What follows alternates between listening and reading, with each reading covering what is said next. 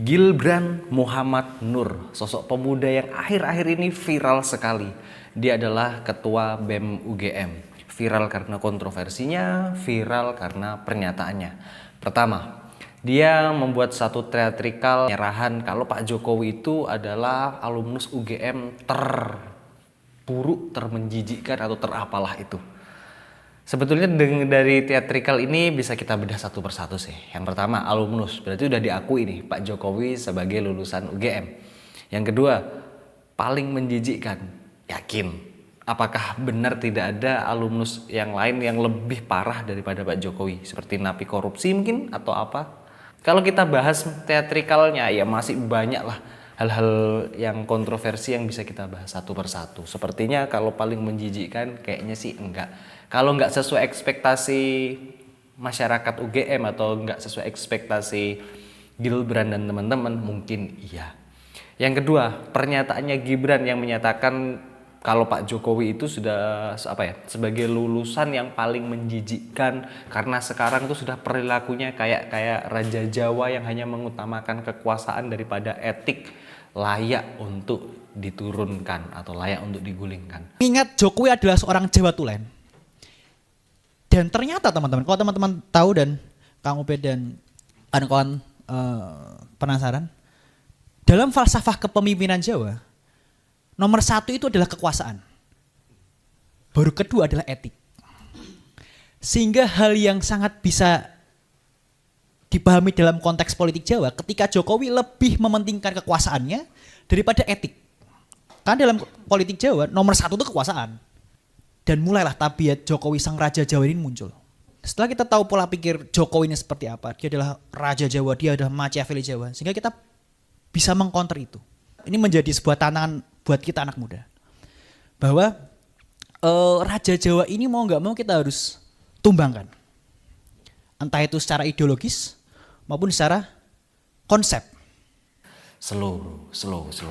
Tidak semua masalah solusinya adalah penggulingan. Tidak semua masalah solusinya adalah revolusi. Tidak seperti itu. Karena kalau kita melakukan hal seperti itu, sesuatu yang sudah kita tata, ya efeknya akan jadi berantakan, gak karu-karuan. Kita belajarlah di tahun 65, 66 penggulingan Pak Karno, di tahun 98 penggulingan Pak Harto, di awal tahun 2000-an 1999-an lah menggulingkan Profesor B.J. Habibie.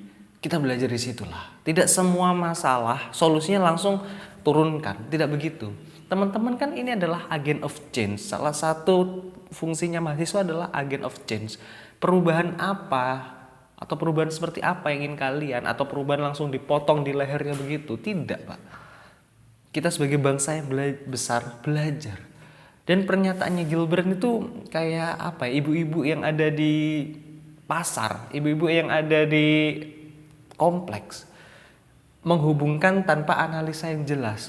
Dia mengatakan nih si Gibran kalau pernikahannya adiknya Pak Jokowi dan Pak Anwar Usman itu settingan atau sudah disetting oleh Pak Jokowi untuk kepentingan kekuasaannya Pak Jokowi. Ini kan paradok, ini kan ambigu juga ini. Nanti kalau ada salah satu orang yang nggak terima terus dilaporkan Gibran, bilangnya pembatasan hak untuk berpendapat. Padahal yang diomongkan itu bukan pendapat tapi menuduh. Nanti kalau udah digitu katanya represif, katanya kebebasan berpendapat di era Pak Jokowi nol. Padahal bukan pendapat yang Gibran sampaikan, yaitu adalah tuduhan. Belum lagi Gibran juga bilang kalau penunjukan gubernur DKJ Jakarta, daerah khusus Jakarta itu demi kepentingannya presiden. Padahal dulu DPR yang menyarankan. Sebuah opini, sebuah statement yang tidak didasari dengan fakta yang jelas, nanti kalau orang yang lain marah terus menuduh atau menuntut, bilangnya tidak bebas berpendapat. Gibran bebas berpendapat, berarti orang lain juga harus boleh bebas juga toh. Poin saya itu di sini gini loh.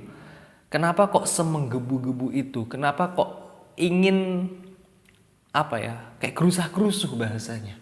Sehingga Gibran, mungkin niatnya Gibran benar, dia kecewa dengan keputusan MK yang kemarin, terus indeks persepsi demokrasi, indeks korupsi semakin jeblok, mungkin bener.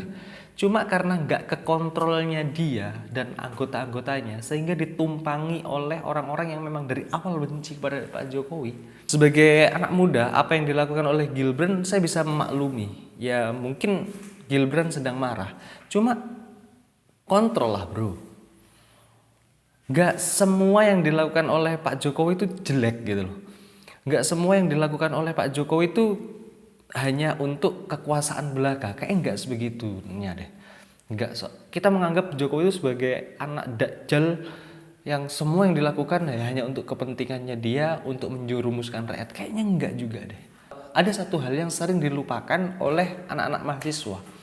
Mereka selalu berorgasme dengan pikirannya, berorgasme dengan dialektikanya, berorgasme dengan teori-teorinya.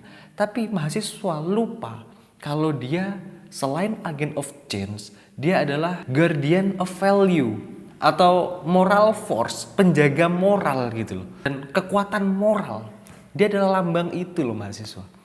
Selalu berejakulasi dengan pikirannya tanpa memikirkan rasa. Gibran bilang kalau tingkat kepuasan pada Pak Jokowi sekarang 80% itu ya hanya karena BLT, hanya karena sembako-sembako itu. Kok gampang ketika dia menganggap sesuatu itu jelek, dia simpulkan aja.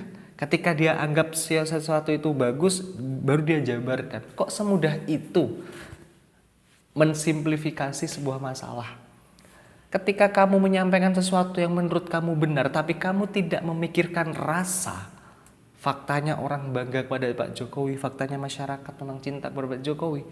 Apa yang kamu sampaikan itu malah menjadi bumerang bagi kamu sendiri. Ya faktanya banyak sekali tuh masyarakat Indonesia yang sekarang membuli Anda. Kenapa ini anak-anak muda ini, kenapa mahasiswa ini sekarang yang di bawah hanyalah amarah, amarah, dan amarah? Apakah saya mendukung Pak Jokowi 100%? Enggak. Banyak yang saya nggak dukung. Contoh kayak naikin gaji PNS itu saya paling nggak mendukung gitu. Terus kurang adilnya anggaran untuk pertanian itu saya juga sangat kontra. Tapi bukan berarti solusinya adalah dengan cara menggulingkan. Solusinya bukan berarti dengan cara mengingatkan tapi tidak membawa norma. Bukan itu Pak. Apa bedanya kalian anak-anak terdidik, anak-anak berpendidikan dengan kami orang-orang yang gak berpendidikan? Guardian of value, moral force itu adalah tugas kalian sebagai mahasiswa. Selain agent of change, selain iron stock. Kalau kalian hanya membawa narasi kemarahan, pesimisme, ya apa ke depannya Pak? Coba misalkan keinginan BEM UGM direalisasi oleh masyarakat. Oke, kita revolusi, kita tumbangkan Jokowi. Terus bagaimana nih? Siapa yang akan memimpin setelahnya? Kalian udah menata sedemikian rupa kah? Atau jangan-jangan malah kehancuran yang akan dibawa? Sejelek-jeleknya Soeharto 98 kita lengserkan.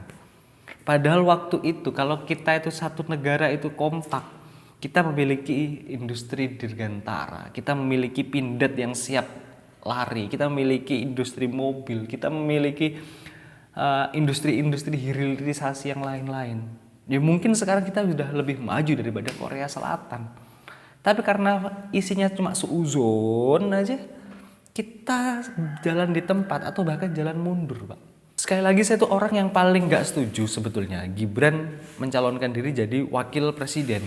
Cuma ya seenggak setujunya saya mencoba mencari hal positif. Oh mungkin Pak Jokowi ingin menaruh Gibran di pemerintahan supaya bisa memastikan pembangunan karya-karya yang dia torehkan bisa dilanjutkan hingga sampai finish. Ya contoh kereta cepat, IKN, dan banyak pembangunan yang lain gitu loh. Coba kita sedikit lihat sisi positifnya, jangan suuzon aja. Husnuzon lah sekali-kali dek. Mungkin kamu, Gibran, belum pernah tinggal di daerah yang sangat-sangat terpencil, terpelosok, yang gak pernah kesentuh pembangunan, yaitu pedalaman Papua mungkin. Saya pernah hampir 10 tahun di daerah situ. Ketika ada satu pembangunan dan ketika ada satu presiden yang turun di daerah situ, orang tuh menyebutnya seperti Tuhan turun dari langit, sangat bangga. Jalan kalau mau ke kota puluhan jam, tiba-tiba dibuatin jalan yang dimana dari kota ke desanya hanya cuma 3 jam. Itu adalah sebuah pembangunan yang wah, dan rasa terima kasih masyarakat tuh wah banget. Tiba-tiba kamu datang dengan alumnus paling menjijikkan. Ya kan orang marah. Ketika orang marah kepada kamu, kamu bilang buzzer. What the fuck? Gak imbang gitu loh. Kalau menguntungkan ke kamu, kamu bilang ini suara rakyat. Kalau tidak menguntungkan ke kamu, kamu bilang ini buzzer. Gak seperti itu, Pak. Cara pola pikir mahasiswa itu jangan seperti itu. Jangan hanya provokatif, Pak. Kalau kalian hanya provokatif, setelah tidak menjadi mahasiswa ya tidak akan jadi apa-apa gitu loh. Dari Bung Karno, dari Pak Harto, sampai Pak Jokowi, semua presiden itu memiliki kekurangan masing-masing, Pak. Tapi yang harus kita ingat, kelebihan dari presiden masing-masing itu yang membawa kita jalan maju, bukan jalan di tempat. Diskusi mengenai Gibran dan BEM UGM ini sangat panjang menurut saya. Dan dari pernyataan-pernyataannya Gibran dan BEM UGM itu bisa menjadi kontroversi sendiri, bumerang sendiri bagi kalian. Ketika kalian tidak bisa membuktikan kalau pernikahannya adiknya Pak Jokowi dengan Pak Anwar Usman itu settingan, ya bisa menjadi bumerang bagi kalian. Kalau kalian nggak bisa membuktikan Pak Jokowi memang seculas itu, ya bisa menjadi bumerang bagi kalian. Keep calm, think smart, and be humble, Pak.